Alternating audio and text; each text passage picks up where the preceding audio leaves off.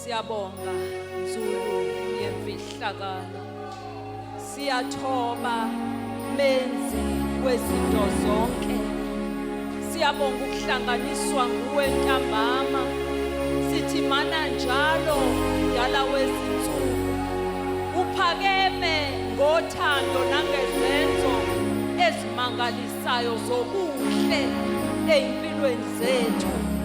Asimbonanga onjengawe umzali osihambela esinakekela njalo njalo, ongafinyezi isandla sakhe phezu kwethu. Sizwa ukuthandwa, sizwa ukunakekelwa uwena mzali wethu. Siyabonga kakhulu Moya Ongcwele egameni lenkosi yethu enguKristu Jesu waseNazaretha. Sibonga ukusiletha kule ndawo, sibonga ukusihlenga endleleni esihambe kuzo. Sicela i-deep connection nepresence yakho Baba. Singaphumi la si-empty egameni likaJesu waseNazaretha. Sizinzise ebukhoneni bakho, usiphe ifocus ephelele and align us, fine-tune our minds, our thoughts, our actions, our behavior. Sesikule ndawo nezwi lakho nepresence yakho ngenkazimulo yakho enguqobo egameni lenkosi uJesu waseNazaretha. Yethaba uthokoze ngefa lakho, ibandla lakho owalithenga ngegazi, usalihlanganisile ukuba likufune. Siyabonga Moya Ongcwele, sethembele kuwe, asinakho kuhle ngaphandle kwakho. There is no us, Holy Spirit, without you. Take full leadership, take full control, take full chargeship Moya Ongcwele. Move as you like empilweni zethu. Senzise lokho okuthandekayo, okuthusekayo, okubongekayo emehlweni kaJehova ubaba wethu osezulwini, ngegama lenkosi yethu enguJesu Kristu waseNazaretha. Amen. Hallelujah. Amen. Ngicela singakahlali phansi bazalwane ke samukele uMoya Ongcwele. Simshayele izandla kakhulu simamukele uMoya Ongcwele. Amen. Hallelujah. We welcome you, Holy Spirit. Welcome you, Moya Ongcwele. Welcome you, Spirit of the living God. We give you praise, Holy Spirit. Siyabonga, we embrace your presence in the name of Jesus. In the name of Jesus. In the name of Jesus. Hallelujah. Hallelujah. Thank you, Jesus. Hallelujah. Amen. Ngiyabonga bazalwane, singahlala phansi. Ngokuzithoba okukhulu ngibingelela ubaba noma wethu bengekho phakathi kwethu. Ngibingelele i-leadership nomama leadership. Ngibingelele ubuholi bonke bebandla. Ngibingelele abakwa media, ngibingelele kwabasibuka kuma social networks, ngibingelele i-worship team. Siyabonga kakhulu egameni lenkosi yethu nguJesu Kristu waseNazaretha. Amen. Sizothandaza nje bazalwane. Yebo ke kufanele sibe guided yizwi, kodwa sizothandaza. Amen. Ecclesiastes 3 verse 1 lithi, to everything there is a season. Indaba yami nje season.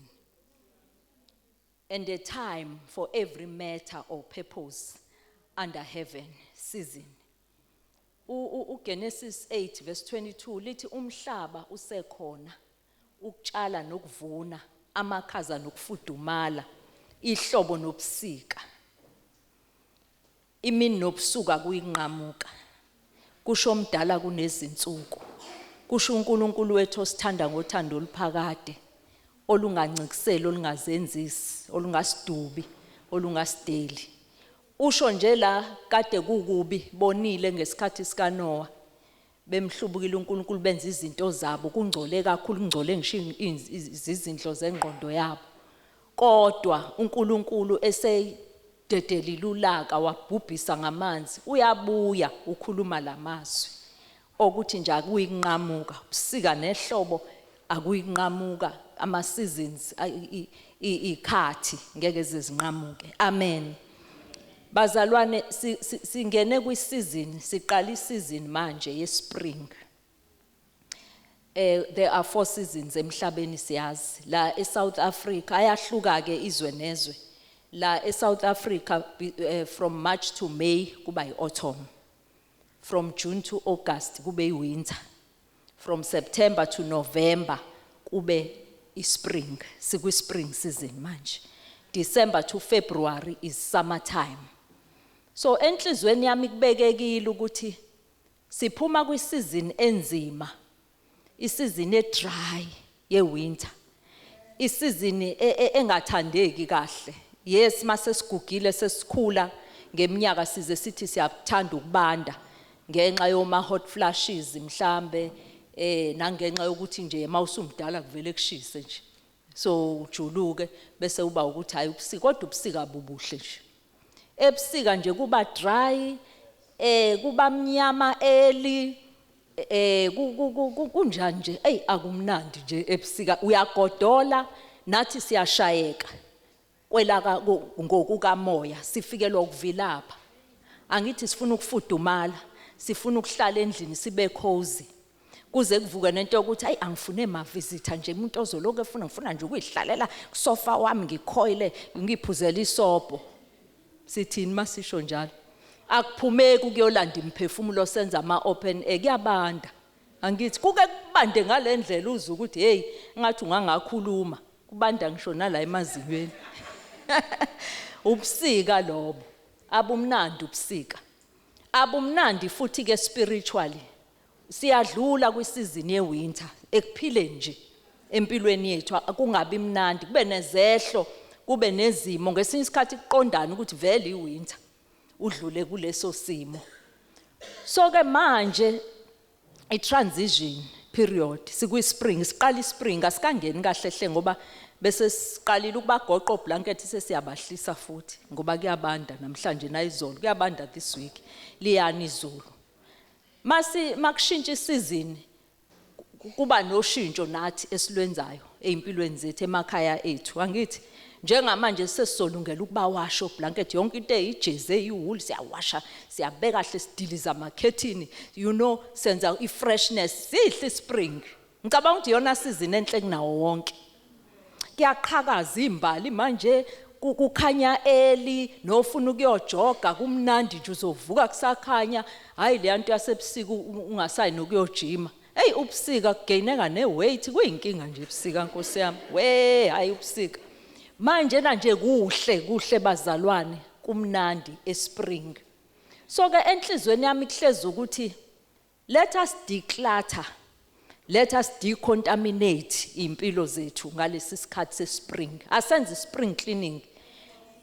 kithina spiritually kunezinto ebesingasazenzi ebusika njengoba ngisho nje ukulanda imphefumulo igoal oyisethile bangako balandile ebusika kunezinto nje ezithize ezingcolisile kulobusika omunye ungcolisekile uyazazi wena ngifuna ube deep uziseshe wena uzifune wena so that we will not lose le joy akhuluma ngayo babucele ijoy yokusindiswa we need time to decontaminate ourselves siclean sihlambulule isona sikhathe esihleke lesi sespring lamakhethi adilizwayo oblanket ake sidilize la ngaphakathi zifune nje uhlale wedwa uthi Nkosi ikuphi la expose me to my wrongdoings izwe ngicela usilifunde uPsalm 139 uverse 1 to 4 sizofunda wona bese sifunda uPsalm 51 verse 7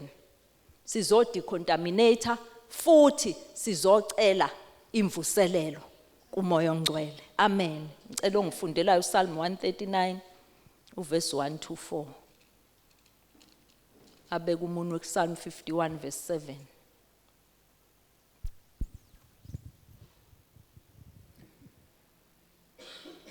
Psalm 139 1 verse 1. to 4 Jehova uyangihlolisisa uyangazi. Uyakwazi ukuhlala kwami nokuvuka kwami. uqonda umcabango wami ukude. Uyaphenya ukuhamba kwami nokulala kwami. Wazana nezindlela zami zonke. Ngokuba alikho izwi olimini lwami Jehova ongalaziyo ngokupheleleyo.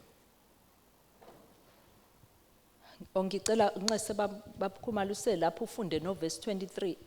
Verse 23 and 24. Khona lapho ku 139. Verse 23. Yes. Ngihole uNkulunkulu wazi inhliziyo yami. Ngilinge wazi imicabango yami. Ubone uma kukhona indlela yosizi kimi. Ungiholele endleleni yaphakade. Amen. Sinxusa uNkulunkulu labazalwane. Sinxusa umoya ongcwele ukuthi akathi expose us to whatever mistakes enzekile kule season esiphuma kuyona, so that we may give room to him. Simnike room yokuthi operate within us.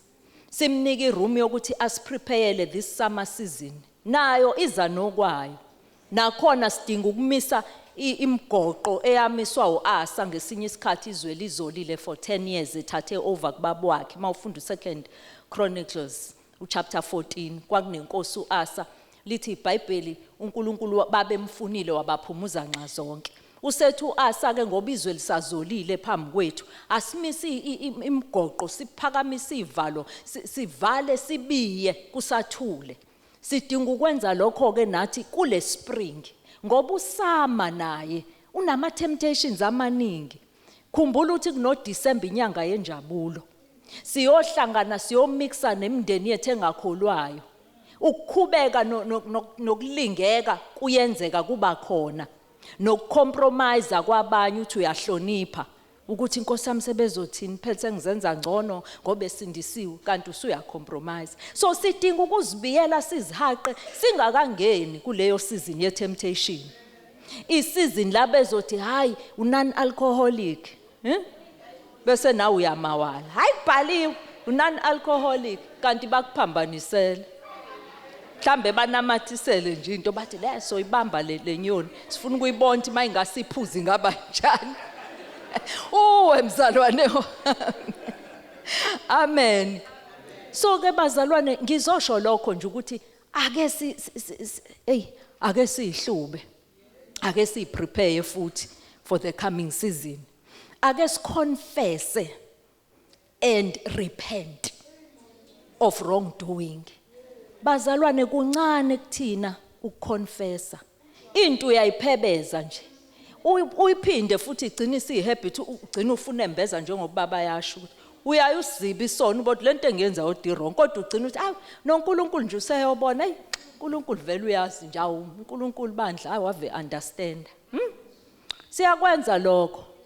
Siya confessa at times but we never repent. Repentance is turning away from turning towards uNkulunkulu wethu. Ngawe wonke phenduka ungabusabheke emuva. Phenduka mzalwane wami. Abanye bayasindiswa kodwa bangaphenduki. Aqhubeke nama habits azi ukuthi izwi alwavumi. Aqhubeke. Kunabantu abasindiswayo la enkonzweni. Do we pray for them? Siyababona abanye sibabona ngisho umbuka nje ngaphandle ukuthi inkosi yami sigcine ngokubabaza. Sidinga ukubathandazela ukuze barepente. Bamamukela uJesu but they haven't repented. Abanye basagqokisa kwabafana bazenze it's like bayamsola uNkulunkulu ukuthi wabenza amantombazane ngoba kusagcwele iGibhithe abaka repent. Basamvumile nje uJesu. Bazalwane kuyahanjwa la enkonzweni. Asingagcini ngokubabaza. Bahambelana abantu. Yes, abanye ke phela ngeke wabavimba abantu kodwa akusihluphe lokho. Thina sifidwe ngalendlela. Uthi umpostoli uPaul ngilingiseni bazalwane. Thina fanele silingisa abazali bethu. They are such a perfect example for us. Abanaphunga ukazuzwe emaphepheni thi ubaba noma Mahlaba uzwile nhlobo. They are a good example esingayi imitator. bazalwane. Kufanele abantu abeza la abamukela uJesu abaningi bezavele ngoba bedonsa ukuthi hawu mama Mahlaba ngeke ngizwe radio no ubaba Mahlaba balethwa yilokho. Abathi ke noma bengasabafici bababone kuthina. Bathi noma bengekho kodwa hayi bazishiyile einganeni zabo. Asideclare asidecontaminate bazalwane ngalendlela sithi inkosi sifuna ukuthi la kungasabi khona umuntu ofika lunguza abuyele emuva. Akusihluphe lokho abangahamba abantu kalula nje. Baze basho ukuthi hayi ngangafika lapha ngamamukela uJesu kodwa hayi nje unawe bese uthi hawu Nkosi yami ulokuhleka musukuhleka hamba thukuthela hambe ekhoneni lakho uyolwa. Asikulwele lokho nabahambile sibabuyise phela siyabathanda ingane zakwethu siyabathanda bazalwane asibabuyise kukhona izinto abahamba nazo esidingayo. Amen. Jesus. Ngicela ke baba ungifundele uPsalm 51 esizokwenza la sizozendlala kuNkulunkulu ukuthi lezo zinto azibonayo mhlambe ezinye isithekile kithi nalezi esizaziyo nezisithekile kithi siyacela uxolo sicela irestoration sicela ukubuyiswa uyena sicela lo wamdlandla esasinawo ekuqaleni sicela ukubambana sibe imbumba sibhabhadiselwe kuKristu sonke simoya munye. But we need to put it into action. Sikwazi lokhu sisho ngomlomo. Amen. Yacela ke baba 51 verse 7. Amen. Verse 7. Ngihlanze ngehyssop, ngihlambuluke. Ngigeze ngibe mhlophe kuneqhwa. Amen. Sizocela nje uNkulunkulu bazalwane ukuthi asigeze. Asihlambulule sibe mhlophe kuneqhwa. Ukudabuka i-repentance that is godly lithi iBhayibheli brings mangilifunde ngoba ngizolibheda libuye lingihlulele lelizwi ngibuye ngilisho ngesizulu kakhulu kodwa ngifuna ukuthi ukudabuka kuya ngokaNkulunkulu kuveza ukuyisola kuveza ukuphenduka umuntu angeyisole ngakho kube ukusindiswa. Kodwa ukudabuka kuya ngokwenyama kuveza ukufa. Asidabuka kwangempela hayi okuzenzisa. Asibe repentative bazalwane. Amen. uSamuel khona la ayeke beyolwa nama-Amaleki kwathiwa bangabuyi nalutho.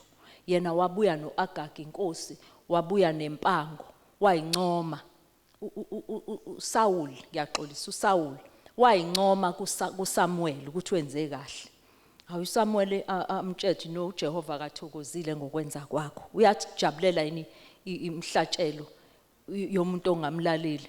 You know ufuna iobedience uNkulunkulu. So abese khombisa ukuyisola athi ngonile kuJehova ngikhulekele. Ngiyazibona ngonile. Kodwa mayeqhubeka ethi uyamdonsa kudabuka ingubo useyasho uSamuel ukuthi uNkulunkulu sewuthathile umbuso kuwena njengoba kuklebhuka ingubo.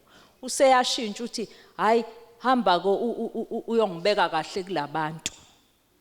Aku ungibeke kahle kuma elders noIsrael wonke. Then ke ngizobe sengiya kuNkulunkulu. Bazalwane asingasaba abantu kunoNkulunkulu. Akube uNkulunkulu ekuqaleni uNkulunkulu yonke indawo uNkulunkulu ekugcineni. Musukwenza izinto uthi ngoba bangibona obani. Musukuvika abazalwane. Saba uNkulunkulu. Incwadi kaMshumayeli ithi sekuzwakele konke. Kusho isihlakaniphi isigwili. Hey esasingekho esasingangaso. Sithi sekuzwakale konke ekugcineni. Mesaba uNkulunkulu ugcina imiyalo yakhe. Ngoba lokho kwabantu bonke. Yonke imisebenzi uyise kwahlulelweni uJehova. Uyasithanda uNkulunkulu kakhulu kodwa unolaka kungalaleli. Uthi kuincwadi kaNahum akenzo necala bemsulwa uJehova. We will stand before the judgment seat of Christ ngelinye ilanga. Siyeso abanye ngiye ngizwe nje umuntu ethi hey mina vele nje anginandaba namqhele. Mina mangingena ezulwini hayi bokuyobe kubhlungu kabi. mina ngiyacabanga kube kubhlungu kanjani usuthithibele bayabizwa ngapha nangapha bayaphuma baputshuka ngapha baputshuka ngapha umile awutholi ngisho utwa hayi ngeke bazalwane akube yona into esimotivateayo ukuthi umqhele ngiyawufuna ngisho ngathiwa ngithola uhafu wawo ngiyawufuna umqhele asisebenzele imqhele akukuhle ukuthi abantu bathola izipho ngoba wena usale ukuzwe nje ngisho uhambile endaweni abantu baphiwa ama gift ngake ngaya Nkosi yami hayi ngimenyiweke njengoba phela sengikule group yama widows so ngimenyiweke kule ndawo kusho ukuthi mina ngifundanga kahle invite ethi wonke umuntu akafike ephethe igift angibonanga ngiyabona ama gift maningi kuloko kusukunywa nje kusukunywa ngapha bayothatha hawu ngasala ngedwa ngatholoza angibazi nalabantu ngatholoza ngathi kodwa bengiyapi ngoba vele nento eyiquka kuyona eyami yalama group ngizozama nje hawu angikaze ngiphoxeke kanje kodwa ngithe sengihlela useyangibuza omunye hawu wena indaba ubungezwanga yini hawu Nkosi yami ngaba embarrassed ngayibuka ke lento ukuthi kusho ukuthi nangalo liyasuku lwemqhele kuyobe kunje bobe besukuma ngapha nangapha utholoza kubuhlungu bazalwane amen ngizosho njalo nje bazalwane ngizothi nje qinane enkosini nasemandleni ayamakhulu asingalahlekelwa ijoy yokusindiswa uthi uJesu nginika intokozo yami kuba igcwale asivumele intokozo kaJesu igcwale ngaphakathi kithi bazalwane asihlome zonke izikhali uNkulunkulu akalu njengabantu ulwi opposite bathi belola imese bethintini abethi yena agqoka isalvation gqoka irighteousness ifaith uyibambeze shield ubophe ibhandle leqiniso okhalweni ihlangu zokulungela ukushumayela ivangeli sisebandleni ovision yalo ukulanda imphefumulo uNkulunkulu uzithembe yena kithi usiqoqele la ngoba uzosebenzisa asingamlibazisa linakuvinjwa icebo kodwa lingalibaziseka ngathi singalaleli ngathi singenzi kahle sitamasa sienjoya nje ukuthi ngoba ingane zami seyisindisiwe ngoba ingane zami ziyaphasa what about labayana amen yilokho nje bazalwane engizokusho sizoya emthandazweni egameni lika Jesu ngiyabonga kakhulu amen